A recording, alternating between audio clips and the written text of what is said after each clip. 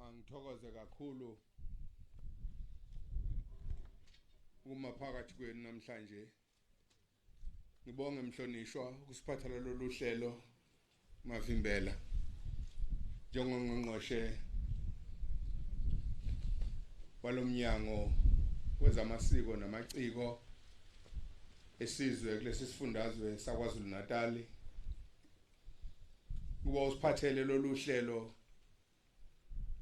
olubalulekile phakathi kwethu lapho ngazikhona ukuthi uZulu ngabe uphelele lapha ekhaya kusukela ngoLwesine ngabe kuyaphithizela kakhulu, kodwa ngenxa yesimo sika Sathane nenhlaselo ye COVID-19 ebeyifele iminyama emhlabeni wonke, namhlanje niyidlanzana phambi kobuso besihlalo senu. Kodwa ngiyethemba ukuthi ingane zami zonke lapho zikhona zinentokozo uma usiphathele lolu hlelo mhlonishwa, ngokubonisana noNdunankulu kanye neCabinet, ngokuvumelana neRoyal Council engabaholi bomdabu executive okuyona engisebenza nayo. Lolu suku ngiyethemba luzoba impumelelo esizweni sonke. Angithokoze kubantwana baseNdlunkulu neNdlunkulu yonke, ubukhona benu nina besilo sizohlanganyela kulesi simo esisiphoqe ukuba lapho umndeni wonke wendlu kaMpande inkosi yakwaNodwengu ngabe sonke siphelela lapha ekhaya uzojabula, kepha kusiphoqile ukuba sibe ingcosana esikhona uzokhumbula lolu suku engaliqala ngonyaka ka1984 osolisabalele nomhlaba wonke. Angithokoze Madungeni, ubukhona bakho urepresente zonke insizwa zami zomdabu ezingiphathele intaba nalezi ingane ezilapha namhlanje. Engibone kufanele ukuthi lezi ngane zize zizomelela zonke intombi zakwaZulu zihlangene nabantu abami abayiholayo kuba lo mcimbi emehlweni kaNkuluNkulu nasemehlweni amakhosi amadala angizalayo asalala, abone ukuthi lo mcimbi noma ngabe iCovid-19 ikhona, kepha basikhulekele nakumveli nqanga Ulesihlangana hayi ngokwentando yethu ngalolu hlobo le-social distance. Kodwa ngenxa yesimo esihlasele umhlaba wethu. Ngiyafisa ukuba ngidlulise ukubonga kakhulu naseyisebenzini zikahulumeni emnyangweni wakho Mavimbela. Ubazibambisane nomnyango wakho njengowuphethe ukuthi lesi simo sisibambe njengoba sisibambile nje. Kwenza lokhu kuba ngiqhenye ngesizwe samaZulu ngoba siyalalela. Uma kunenkinga kuba khona ukubambisana. Ngifisa ke nokho ukwemukela ivakashi zethu ezikhona phakathi kwethu. Ngibonga kakhulu ukuthi kanidlubulundelanga Zulu. Nilalelile njengoba nezingane zethu zilalelile. Ngiyazi ukuthi bekuyoba kuningi okwenzekayo, kepha bengeke kwenzeke ngenxa lesi simo. Bonomehlo beingane zethu. Nibe nasentshelwa ukuthi ngicela izingane zami lezi eseyigcina ukuzoyigcoba. Nengabe ziyayigcoba ukugcina njengamanje. Nikwazi ukuba ngokucela kwami ukuthi ngidibane nazo. Nikwenze ngokubambisana ezindaweni enisuka kuzo. Ngiyazi ziningi izingane zami ezicelwayo neseyiceliwe nezisazocelwa engasena kufika kulonyaka ozayo sikanye nazo. Hayi ngoba zobe seyifile.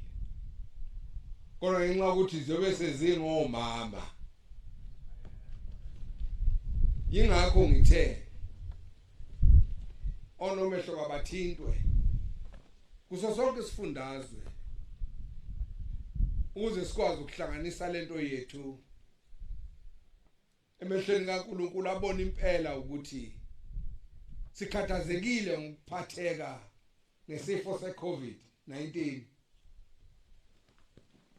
Kanti kusihlukumeze kakhulu ukuhlukumezeka kweingane zethu nabantu besifazane izinja. Egila imkhuba zonke izinsuku. Bantu bethu nini esingosingaye. Ngiyanithanda abantu abami emakhaya nonke lapho nikhona. Ukuba nginani la ngabe kumnandi kakhulu, kodwa ngicela ukuthi siubambe lo mkhosi wethu siwenze ube impumelelo namhlanje ukuze sikhombise ukuthi isiko lethu siligcinile futhi akakho oyosiphazamisa kulo. Ngiyanikhalela njeke nami ngikhalela ngoba ngabe kanye nani kepha isimo sonke siyasiphoqa abantu bethu. Kepha ke ngifisa ukuthi kuzwakale kahle. Imicimbi ayikwazi ukuba khona bengekho phela abayizethameli. Ngiyathokoza ukuthi namabutho kaZulu bakhona abawameleleyo. Ngithokoza ukuthi bakhona nabangomama abawameleyo noma ngayedwa noma ngabanga babili kodwa bamelele isizwe sonke. Nalabo abasebancane abangakafiki ebudodeni bakhona ukuzobuka ukuthi kwenzekani. Lo mkhosi ngiyazi ukuthi ubuzoba ngomkhulu kakhulu nonyaka. Usathana ubonile ukuba ukuthi afake unyawo kodwa asidelile ngoba siyakholwa uNkulunkulu ukuthi ekwenzeni kwethu ngendlela yemlayezo ekhishwe ubuholi bakulelizwe eSouth Africa umongameli ngokubonisana neminyango engaphansi kwakhe ubone kufanele uba ashaye imithetho ezokwazi ukuvikela abantu usuke ungumholi omuhleke mawukwazi ukushaya imithetho ozezovikela abantu. Kepha ke umkhosi womhlanga njengoba silapha nje ngifuna nazi ukuthi ungumkhuleko ojulile njengoba esesifundele uRoyal Chaplain encwadini kaGenesis ephethe konke mawulandela incwadi yobungcwele nomqulu ukhuluma ngoJesu kusuka encwadini kaGenesis kuze kuyofika in the book of Revelations. Ongathi akazi ukuthi uNkulunkulu ufunani ngaye nokuthi yini angayifuni ngayo uNkulunkulu ngabe udakwe ngoba amagana.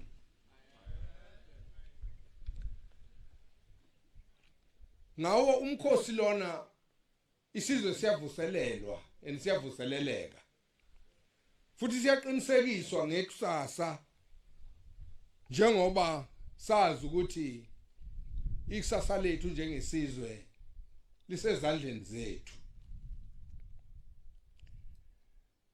Lona kuona umkhosi womzimba njengabanye abantu basuke becabanga ukuthi lo mkhosi ukukhombisa nje ngemizimba.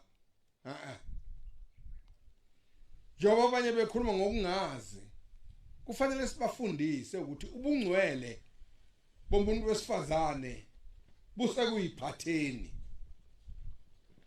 kodwa umuntu wesilisa njengekhaya lakhe umuntu wesifazane lokuqala kumele abe nalo ulwazi lokuthi aliphathe ngobungcwele ikhaya lakhe lokuqala ngoba kunokwenzeka aphumelele ekuphileni kufanele aveze imfezekiso ezibalulekile esizweni.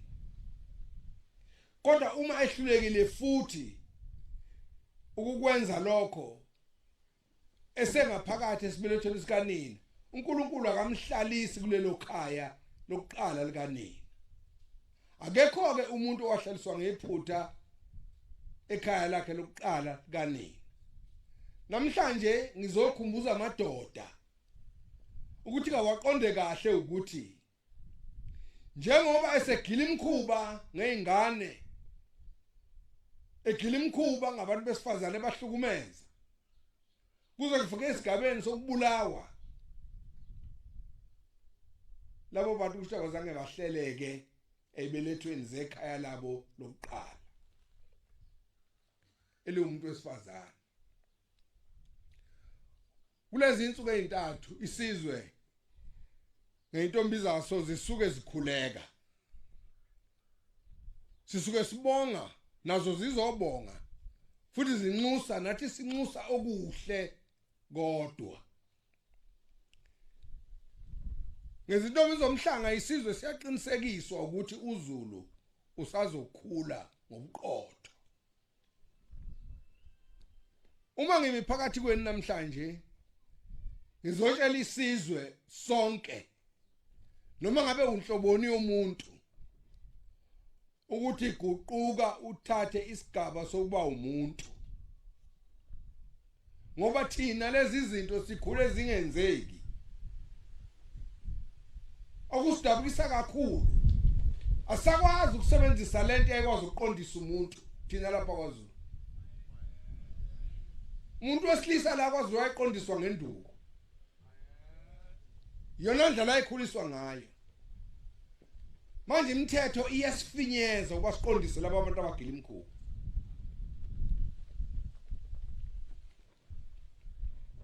Lemthetho igangi seziyithathe zayenza ihlaya lazo ngendlela ezivikeleka ngayo ngasohlelweni lukahulumeni bayaboshwa. Kodwa ukuboshwa kwabo akuyisiza ingane esuke selinyaziwe ebuntwini bazo. Selahlekelwe nesithunzi sazo. Silahlwa ngamathimboxo nje. Nonyaka ke lomkhosi njengeminye yaminyaka yonke yaseNdlunkulu uthe ukwehluka ngenxa lesisimo esibhekene naso. Namuhla kukhuvethe luhlasela umhlaba wonke nathi alusishiyanga ngaphandle. Njoba wonke amazwe nezizwe sithintekile. umnotho wethu nempilo yethu yansuku zonke kuthintekile.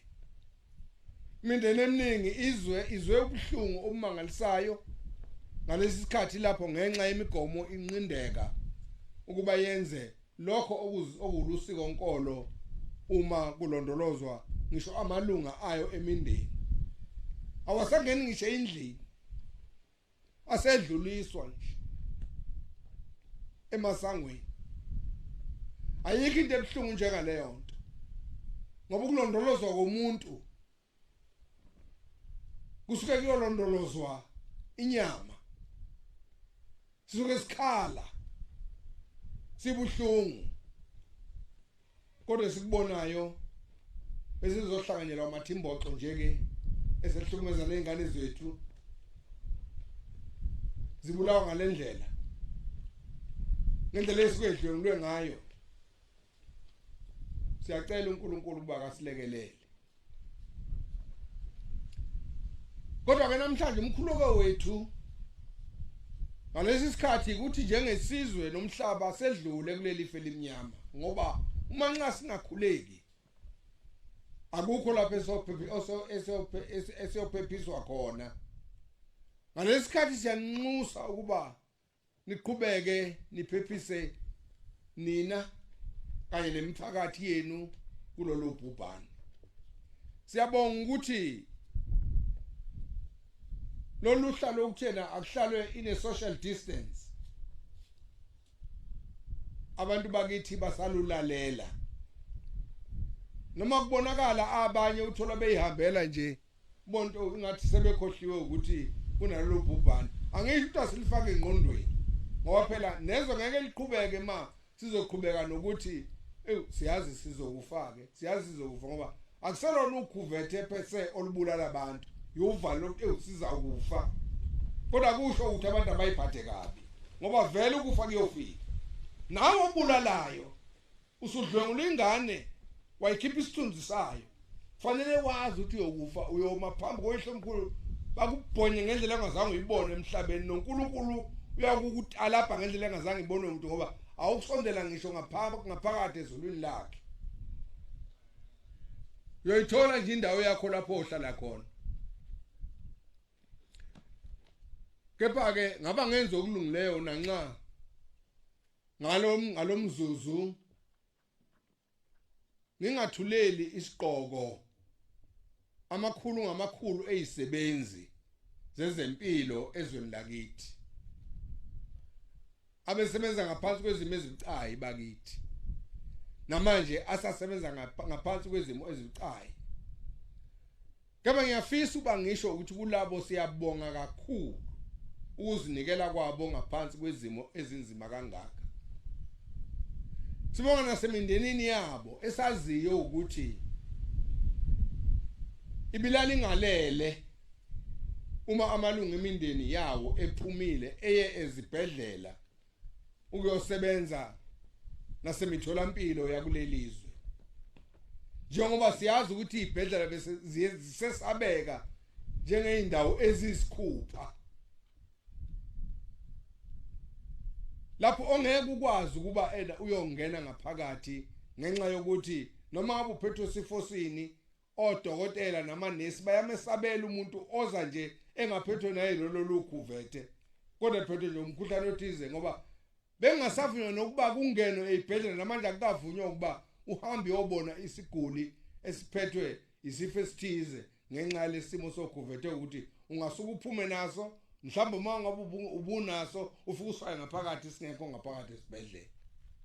Ngiyabonga amazulu ukuthi niyilalele imithetho kahulumeni ngasohlangothini lomnyango wezempilo manelulekwa. Akukapheliki ukufa, kusahleli.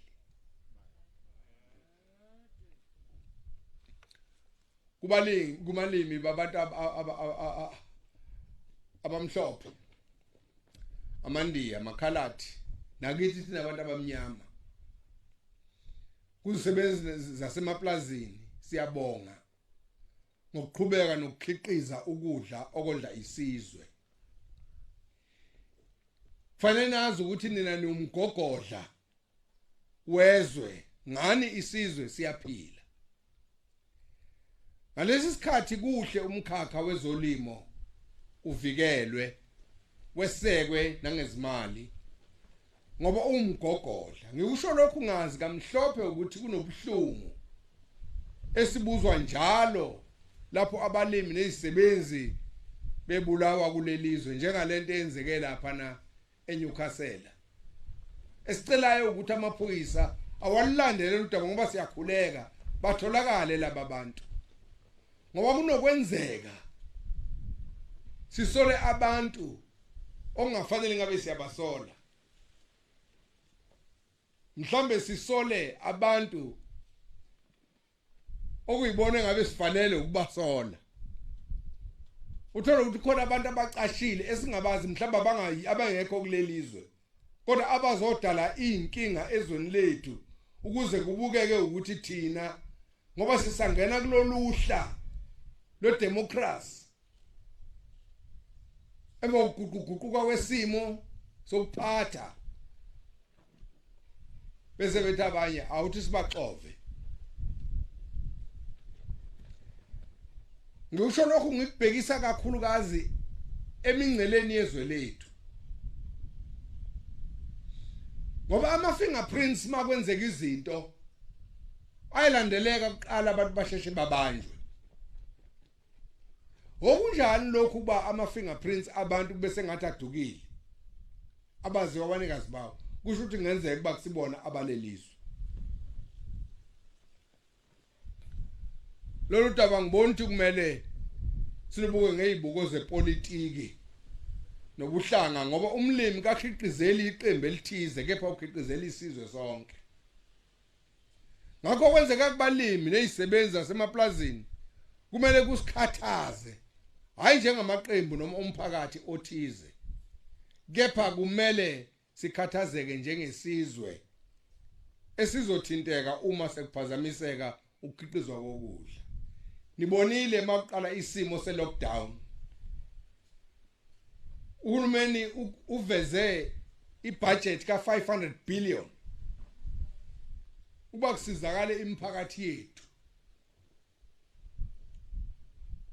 akayenza ibudget uhulumeni uba isebenze kumuntu oyedwa uyenza ibudget uba isabalalise insiza nezidingo kubantu bonke abasuke bekhungethwe yileso sikhathi sesimo salolu khuvethe esihlangabezane nalo ukwemukela amaphasela akubalulekile uma abantu bengeze ukuyihlela ukuthi mase kwedlula inkinga yaleso sifo esuke sihlasele izwe emva kwalokho kuzophilwa kanjani kumele izinto zihlelele isimo sokuthi abantu bafunde ukuzenzela ukuze uhulumeni angahlali ewumthwali wabantu abangahlelekile bangajatshuyiswa abantu into esikhashana ekhiqizwa ngabanye abantu nabo abangakwenza bakukhiqize bakuthengisela uhulumeni bakwazi ukuthola imali ukukhuluma kahle lokho isikhathi sakho masiqonda ukuphephisa izwe lethu balengafundi ukufunzwa kwesikhashana bacabanga ukuthi nakusasa bazobe befunzwe njalo ngibheke mina ukuba makufundiswe abantu kulesi sikhathi ukuba ukuqhubeka kwempilo kuyaphambili iCovid le isiyawuhlala ingumkhuhlane hayi ukuthi izophela manje njengoba kuthiwa hayi ngase kube ngconywana ngonyaka ozayo izobe isekhona kodwa iqiniso lithi kusazodlula kuye phambili isiyohlala ingumkhuhlane izofica abantu abangamavili abaphakelwayo uhulumeni ngifuna nazi ukuthi yini uhulumeni kungcono kabi ukubhikisha kwabantu bethi uhulumeni sinikeze imali sihambe siyolima kunoba bhikishe bashisa amathayi emgwaqeni babeka amatshe babuyisa wonke amafucufucu babulala amabhodlela okuhamba khona ngisho nomkabo nezingane zabo seyiphuthunyiswa endaweni ezithize amathaya bhokozwe aphantshiswe ilezi zinto ezifakwe emgwaqeni ungazi ukuthi yini elimaza imoto yakho umntanakho ungakho uyihlo unyoko uyezwa kuthiwa imoto isiphendukile phendulwe yini ibhodlela ebikade libekwe emgwaqeni nazo zonke insimbi ezikhona emgwaqeni. Imigwaqo yethu igugile, igugiswa ngabantu. Angazi ukuthi lokho kusiza kangakanani ngoba ezokuphepha kusuka kumaphoyisa komasipala, kamasipala, abe South African Service, African Police Service, kanye nabo be South African National Defence Force. Ngiyafisa uba ngedlulise kubona ukuthi sibethulela isiqhoko nenkonzo yabo esizweni, ngoba lezi zinto noma ngabe zikhona izinto ebezizinkinga zibakhona, uma kuqala ukwenzeka into nabantu bake bathi ukudidizela, kepha siyabonga ukuthi bakwazile ukusimelela isimo ebesingaba isimo esidala inhlekelele yokufa abantu abaningi kunalaba abafileyo. Kwenye inkathi ngiyazi ukuthi abezokuphepha basebenza ngaphansi kwengcindezi njengoba sazi ukuthi bagxekwa uma benzile noma bengenzanga. Kubalulekile ke ukuthi sibuke ezinye izinto ukuthi njengalesi sifo esifikayo sokuvethe sifika nezinto eziningi ezibethusayo abantu, kepha kubalulekile asifunde kuwo lo mkhakha ke wengcindezi esiphila ngaphansi kwawo wesifo ukuba nathi kasivikele singagcini ngokugxeka zonke ikhathi. Kothisha ngiyabonga kuhlale njalo nihlala njalo ningasohlangothini, ninihlala ningasohlangothini lwengane. Ingane iphuma emakhaya yahlukene, zinenkinga futhi ezahlukene zifika phakathi kwenu. Niyayitadisha lezi zinto, nibuke einganeni. Kube buhlungu ingane nibona ingenayo i-good performance, kade uyazi ingane ukuthi ine good performance, mhlawumbe ngenxa yesimo esisekhaya bese kutholakala ukuthi i-performance is going down. Niyakwazi ke nini ukuba senithinta nama-social workers? Kepha ngiyacela ukuthi mase itholakala igebengu ezihlukumeza izingane, umthetho awuthatha indawo yayo. Asingabona abantu sebecuthuka nje ngaphandle, becuthuka behamba futhi bekhombisa ukwedelela ngoba sobashaya la ngaphandle. Ngeke sibayeke ngoba ijele aligcini liyijele nje.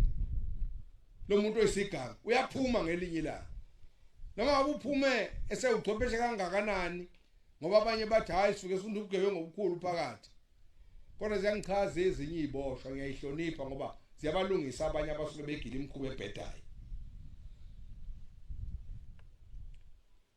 Bakwethu ngiyazi usizo nibhekene nalo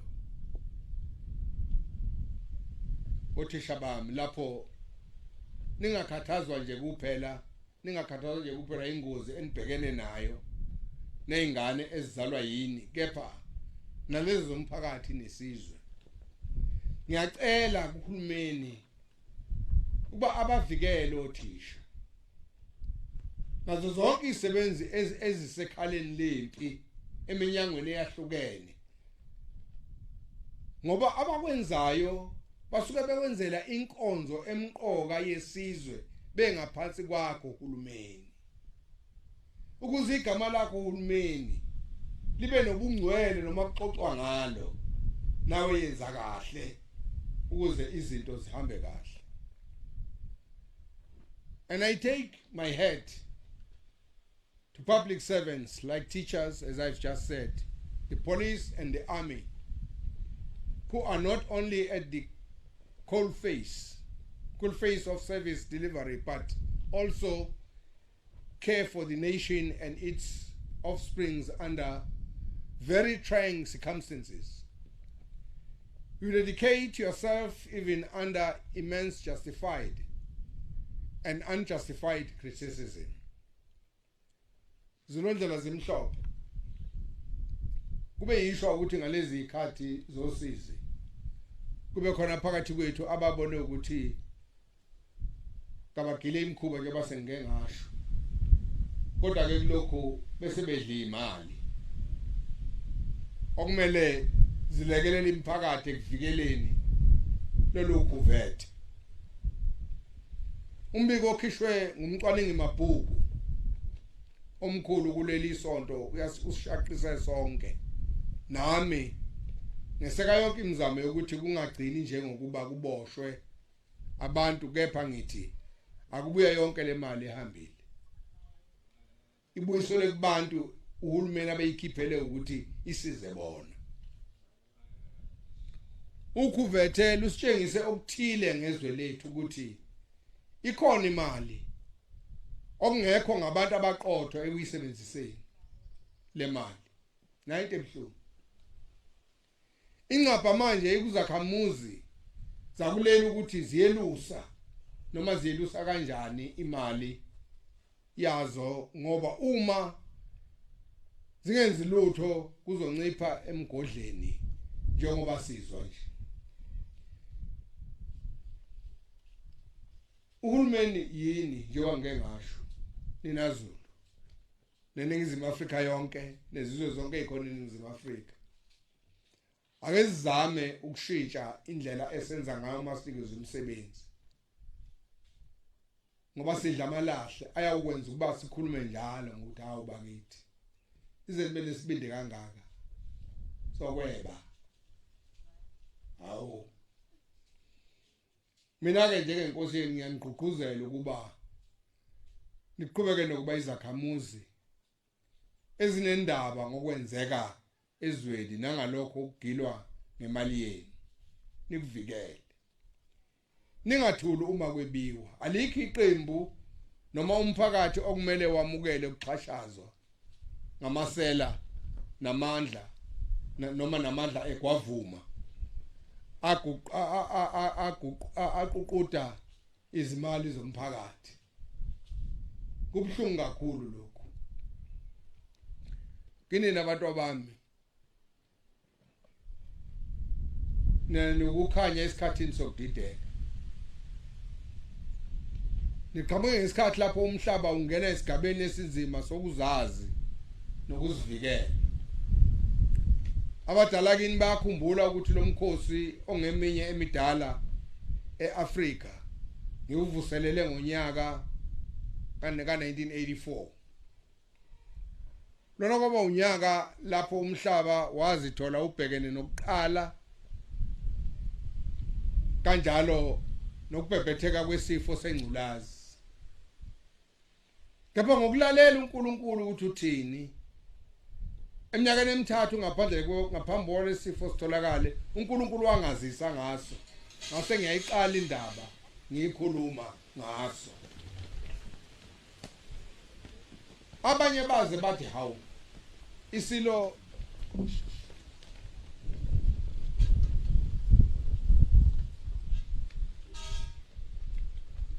aseqhamuka amadimoni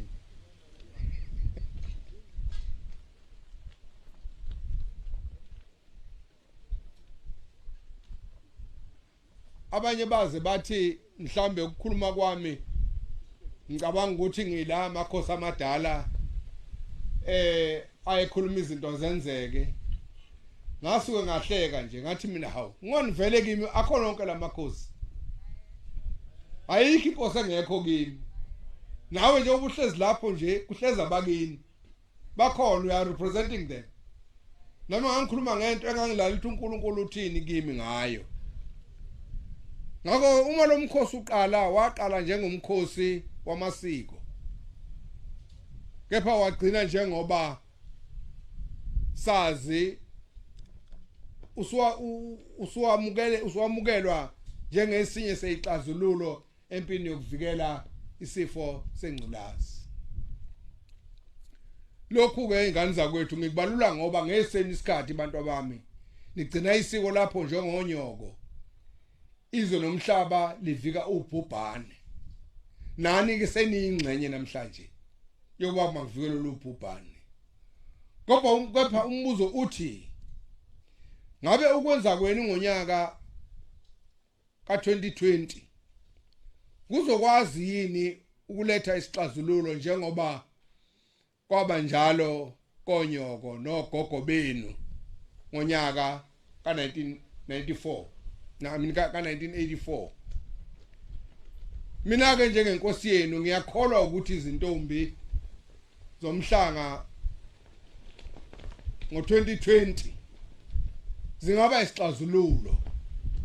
Isibonelo nje namuhla iqoke izintombi ezingama31 kuba zize lapha enyokeni namhlanje. Njoba nikhona nibahle kangaka abantu abami, nibahle ngiyanithanda. Omunye uzothi kungani lezi zintombi? Impendulo ithi lezi eziqokwe lapha okokuqala zimele amakhulu ngamakhulu asemakhaya engaziyo ukuthi ngezinhliziyo zonke intombi kulo lonke leli laseNingizimu Afrika zilapha namhlanje. Okwesibili ngithe lezi futhi eseziya koGhana ngoba ngifisa ukwedlulisa umlayezo othize nomqoka. Lo mlayezo uqhakambisa isakhiwo somndeni. Ngoba konke esikwenzayo muzwa kwethu thina njengabenguni abangamaZulu ukuqinisa isakhiwo esingumndeni. Njengoba nisuke nisebancane nje niqala ukuhamba umhlanga nisuka emindenini nifike komama abanelusayo ono mehlo nakhona nibe ngamalunga omndeni.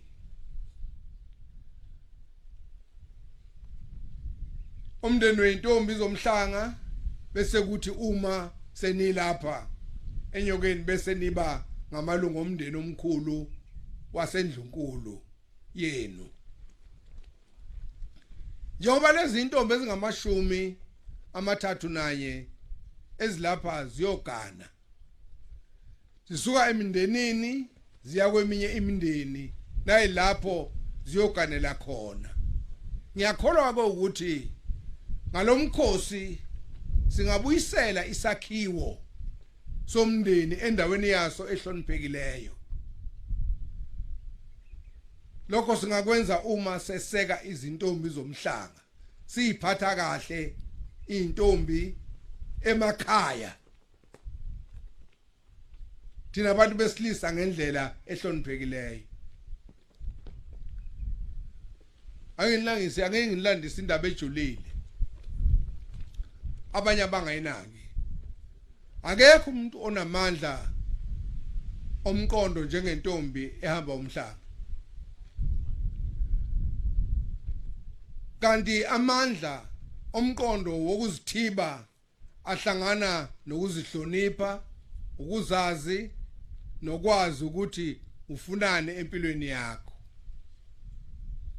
Abanye lapha phandle bebadala bahlulwa izintombi zomhlanga zona ezikwazi ukulwa nencindezi yabangani zime ebuntombini bazo. Lokhu kudinga inhlonipho ngoba silapha esikhathini lapha abantu behluleka ukuzithiba otshwaleni. Njengoba sibuka nje abantu bezihlaza nsuku zonke laba baswele amandla omqondo atholakala lapha eintombini zomhlanga. Nizifundiso bantu abami lapho nikhona emakhaya.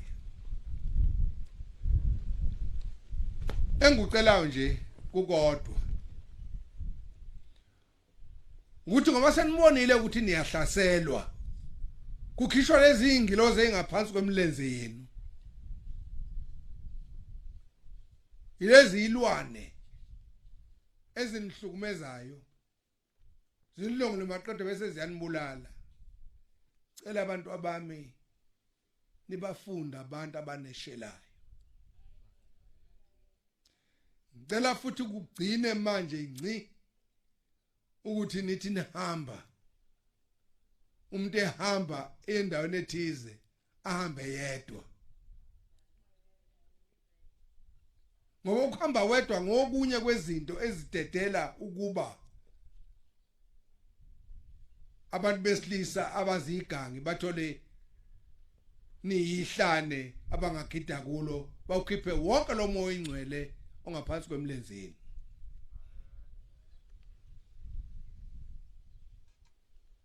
Ngakho ke njoba laba bezovalelisa kwabo uyise nendlunkulu yonke naseyibukeleni zonke ihlale ifika lapha eqhamuka kwiningizimu Afrika yonke nebuya eAfrika yonke njoba ngonyaka odlule bekukhona ngisho abaseSomalia bekukhona abaseNigeria kukhona abaseUganda beqhamuka endaweni kukhona nabaqhamuka eZimbabwe bonke ngithi mina nizovalelisa kubo ngoba mhlawumbe nina senothethe isigaba sokuba ngonomehlo abasha fanele nibugcina ubuntombi benu nikwazi ukuthi niqhubeke lo msebenzi kade wenziwa ngonomehlo ngoba ngelinye ilanga abakuhlala bonke bela yinina endoba ngonomehlo kusasa ukuze sibe nezintombi ezinobungcwele ezweni lethu. Ngakho ke uma nxa njengoyihlo nenkosi yenu nonke neningekho lapha nina eniyogana ngiyanikhulula ngithi nihambe kahle abantu abami nisikhonzele niyokhonzela oyihlo nemindeni yenu ukwakha ubuhlobo esizweni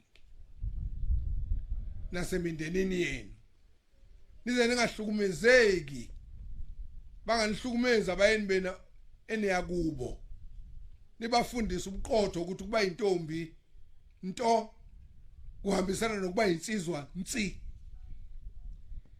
Ngiyabonga futhi ukuyiphatha kwenu inhlonipho yenu nokuthuthukisa ukuqonda ngesiko lethu.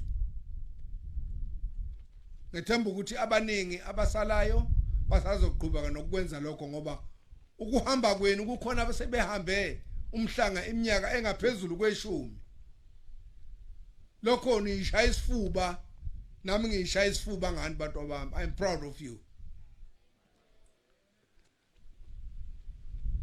Ukwenza kwenu ke kusikhongele izinto eziningi ngoba nanibenga amanxusa ezinto eziningi ngenxa yesimo sokuyiphatha kwenu.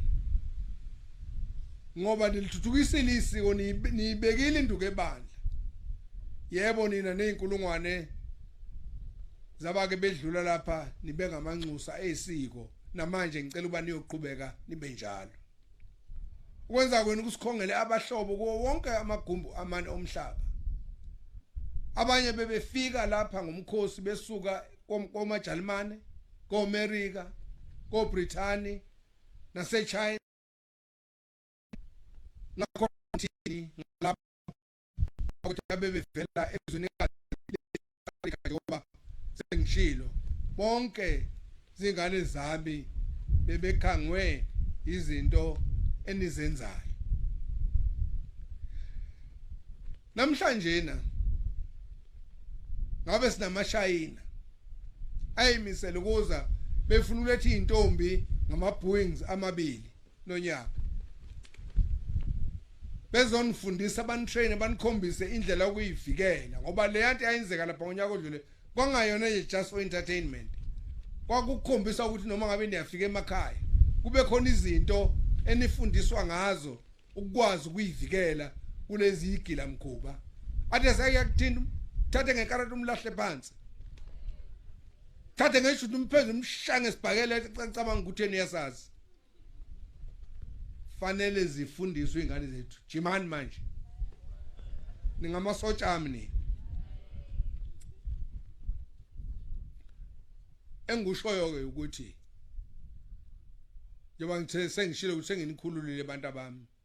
Ngabe ngenza iphutha uma ngithi ngeneme ngokuphelele njengoba abanye benu beyogana nje.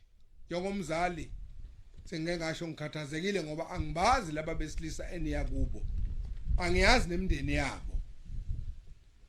Ukuba bekuya ngami ngabe nabo balapha. Futhi belulekwe kahle ngokuthi umuntu wesifazane nentombi yomhlanga baphathwa kanjani. Nokuthi baze baniphathe kanjani seningabafayi babo. Kubhlungu kimi ukucabanga ukuthi ngikhulisa izingane zami kahle kanje ngizikhulisela kwenye inkathi abahlukumezi abazozibulala. Bahawukela bangcolisa lento enhle kangaka ubungcwele enginikeze bona uNkulunkulu angithuma bona kimi. Kubhlungu kuyaqaqamba ukuthi ngithi zigcineni tholakale ukuthi nizigcinela abantu abangaziphethe kahle. Ngezwe ubhlungu obumangalisayo uma abanye benu bengathi bayogana kanti bengazithela emeveni kubantu abanezifo nabakade beziphethe kabi yonke leminyaka nina ekade niziphethe kahle ngayo. Lobu buhlungu benziwa uthando enginalo ngani zimbali zami zimbali zesizwe. Njengoba sengeke ngasho ukuthi ngiyanithanda. Lokhu ngingenisa odabeni olungangiphethe kahle nani. Ngeyingcwembe esenizethule lapha kimi nezinto esenizibalulile. Inqa ubuhlungu bantu abami. Ukuhlunyezwa nokudlungu lokho abantu besifazane bawo yonke iminyaka kulichilo nesikhathi senu ngoba ngisho ezikhungweni zemfundo niyahlaselwa. Manje ukuhlunyezwa kwabantu besifazane bawo yonke iminyaka kulichilo ngesikhathi sethu. Ukubulawa kwamadodakazi ami lapha emthwalume njoba kadesho uMadungeni kungenze ngaba namahloni ukuzibuza noma ukuzibiza ngenkosi nokuthi ngiyibuze ukuthi ngiyinkosi yabantu abanjani abanonya kangaka. Angazi ubungcwele basho naphi esizweni samaZulu. Amanye lamadodakazi ama bemancane bheka nje izelamani zakwaGumede uNosipho 16 nowakhona 25 ubatsha Duma yena obe neminyaka engama23 nje vo. Akubona bodwa kepha kuyakhalwa sonke isifundazwe nakulo lonke izwe ngalesi sihlafa. Madoda ake nisukume eindaweni nime ngenyawo.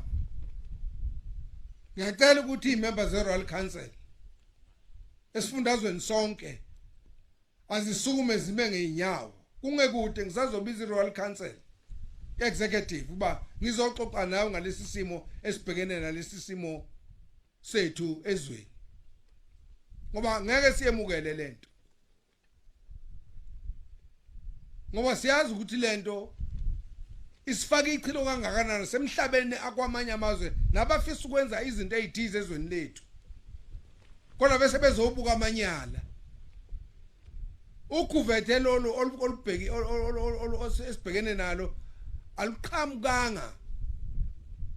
Uba luzonikeza abantu amalungelo okuhlukumeza abantu. Lesi sifo sesihlukumeze ngendlela ebhlungu kabi siyanjelwe izihlobo zethu. Yonke imindeni alahlekelwe ngithi phephisani. Kepha ningamukeli ukuthi lokhu kumele kube indlela yokuphila. Asikwazi ukuphila ngoba kubulawa abantu zonke izinsuku. Asikho isifanele ukuhlonishwa nokuphila uma singabahloniphi abesifazane baso.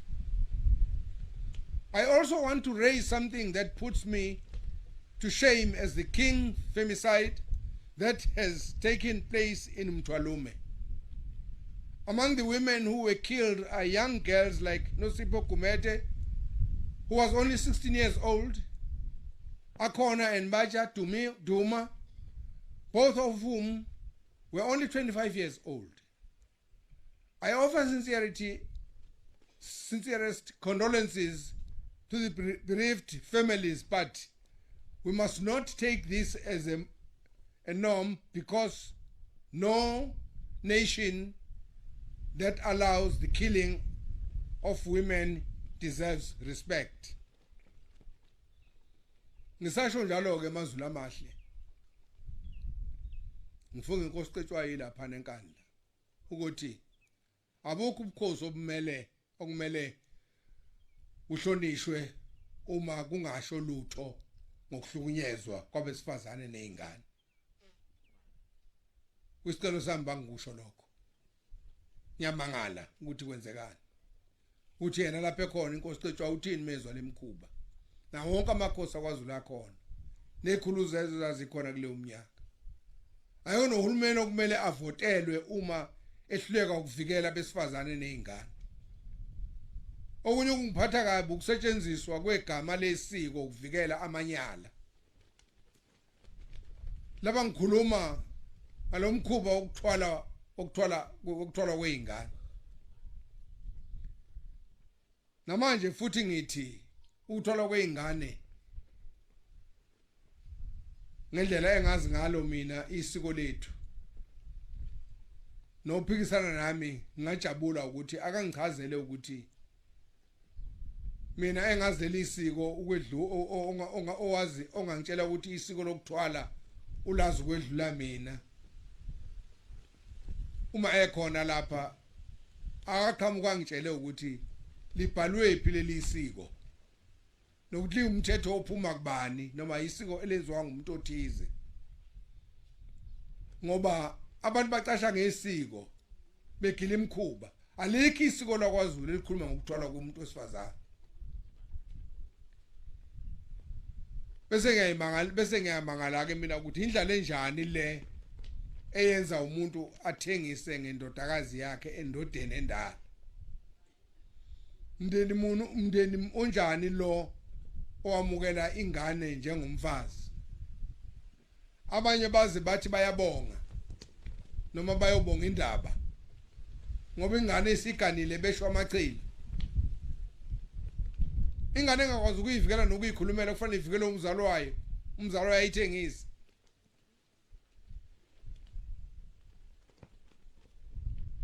yingakho ke ngithi mina sesithenwa yikho ukuthi sihloniphe imithetho le ekhona mina nje njengami nguZwelithini angazi ukuthi bengizoyithela kubo mina abadlwenguli laba uthule du ngoba bafuna ukushayo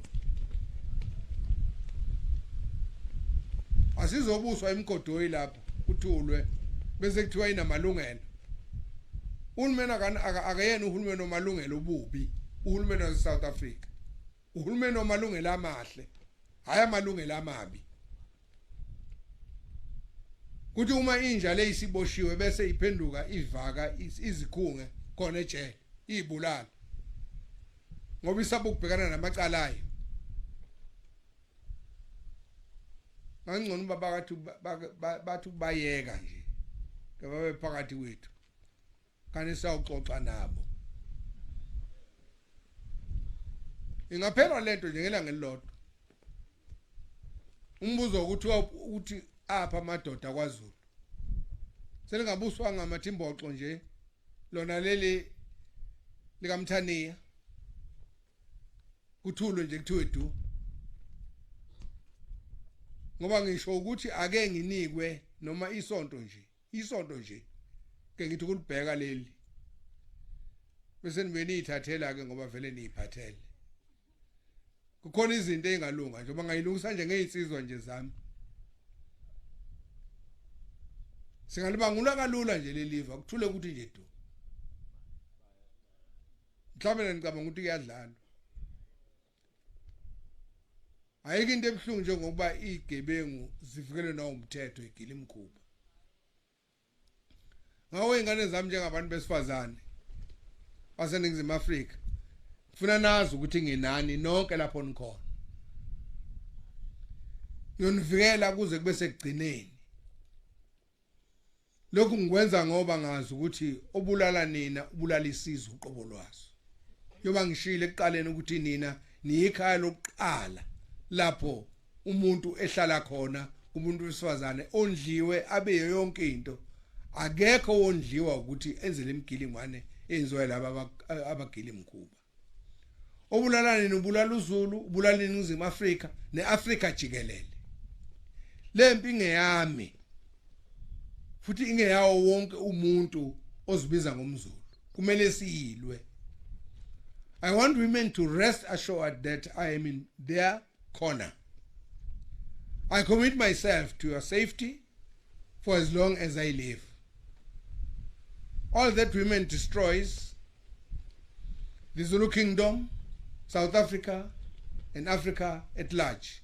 This is a war that I and all who identify themselves as Zulus embrace. Kumakhosi ezizwe nenhlaka zobukhosi matungeni kuleli lendlovukazi umthaniya ngithi asinciphise ilungelo labadlwenguli nabahlukumezi babantu besifazane. Kwaye imboni yamatekisi kubashayeli nabanikazi bomsebenzi ngithi ngangani manje ngabagibeli benu laba abahlukunyezwayo, futhi ngodade wenu, omngenu nogogo benu laba abahlukunyezwayo. Kosopolitiki abashaya umthetho ngithi alinciphi ilungelo lomdlwenguli manje. Shayani imithetho elinciphisayo, hayi lokho esikuzwa ukuthi inja idlwengula abantu bese kusasa ibonakala emphakathini itanasi ingazinanyaka.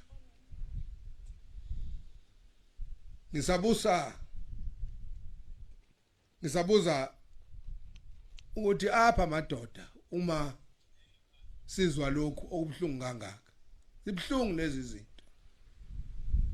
Sengiphetha ngifisa ukubonga ukuxhashazwa kweintombi nalomkhosi nguhulumeni waKwaZulu Natal njalo nomasipala. Ngiyabonga nakuhulumeni kwezinye izifundazwe ngokweseka. Ngiyafisa mavimbela ningidlulisela ukubonga kwami kubo bonke abavamisa ukusekela kulomkhosi.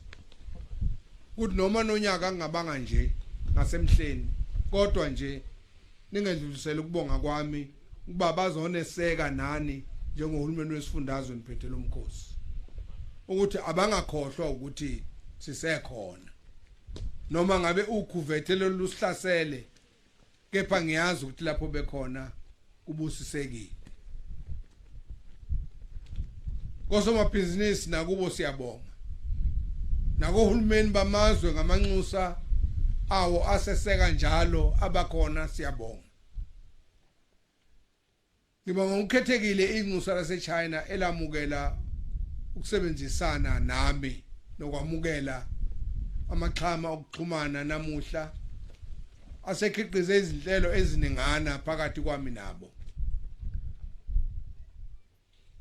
Phakathi kwabo nje ziningi izinto abaye bangilekelele ngazo njengoba nje kade sihlaselwe sinjalo sahlaselwe yilolu khuvethe. Khona ezinye izinto nje kade ngiyikhipha ngifakele ezikolweni ezilethwa yibo, ezikolweni eseduzane, ezikolweni ngama lower primary school nama higher primary schools, ngokubambisana kwami nomnyango wezemfundo.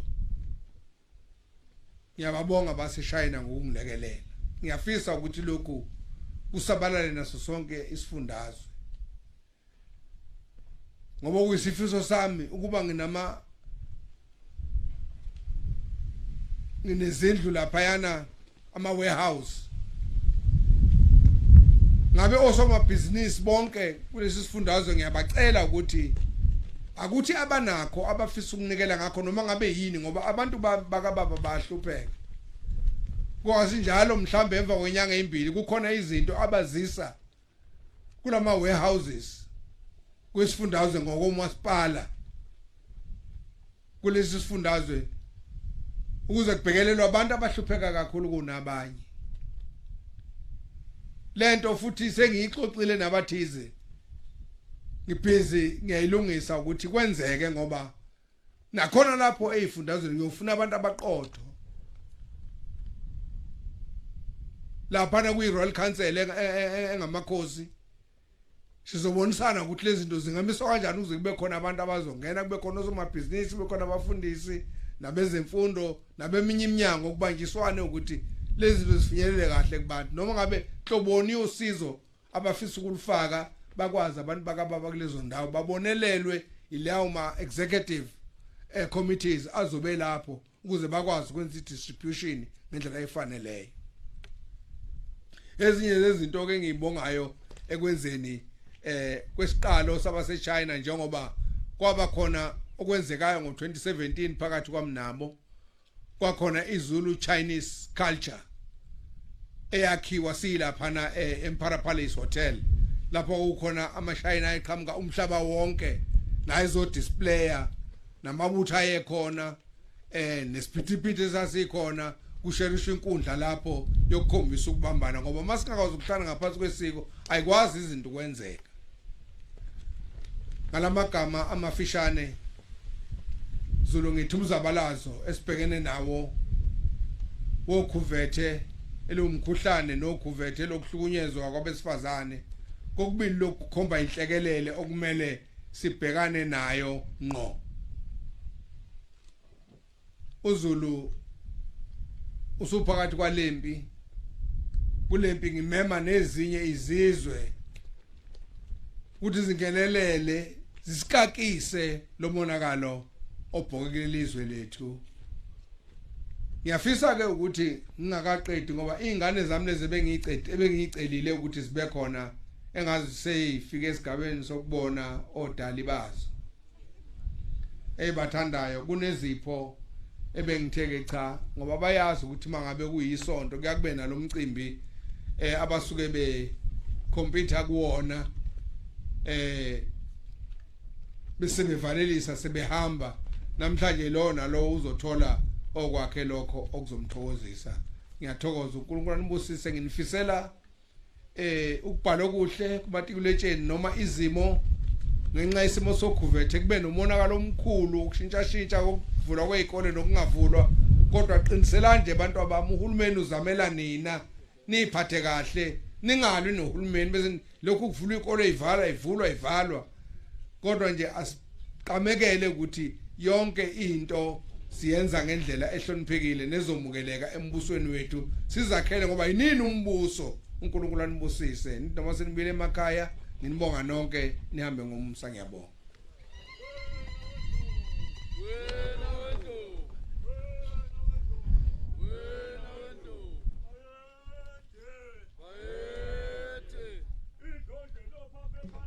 Sendaba lalela lo muntu omemezayo ngathi uyakhawulelana uThixo lelo wayizabadithekile lichithwa ingcwele ngakithi komalandela umnamla kusizemele zobulala liyangena indlovu yayibona ingqanga ngiyale endlini kobathalisa ubo kungathiwo baselwa olezizithe ngokuKhosikazulu eyaba eyakhunjulwa izomama ukuvuna kungalapha subelile zalo bajabule ngoba sehlangwini belomzondele zabe kwahlongwane emangwaleni amadoda ahlasela ngehlelo iduke engaziwayo ubuka kumakhulu ekumgoqo abathuba bayakukhutha phambili ungasela bibola khona futhi ngidwayo undabedle wawusikhulisa emkhosini uzukuzazi ulizo sivungu somoya useduze 2010 inkuze enika izumbelo buye zonke iZulu zayilandela kokani ube mfishane ube ngangathi asibona thina sibafishane kekho lungiso kwakwenye indlu naloku lungiso kwakwabo yekele lezo ndaba ifuni wena bakhona abanikazi bazo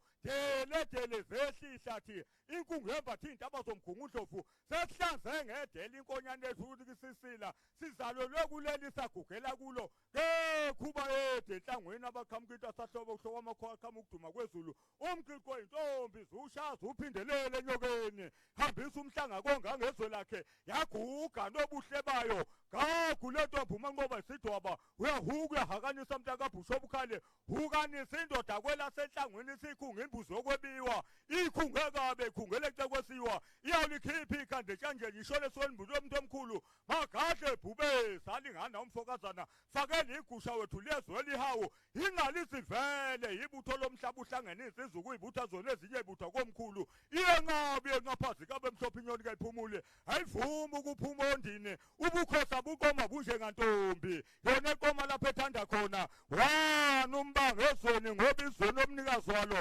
hlangana mhla Ntwasa nawo sibheka amambuka naka amambuka ehlasela uZulu nawe mthando wezindaba ziyakushiya enhlangwini wena wendlovu bayede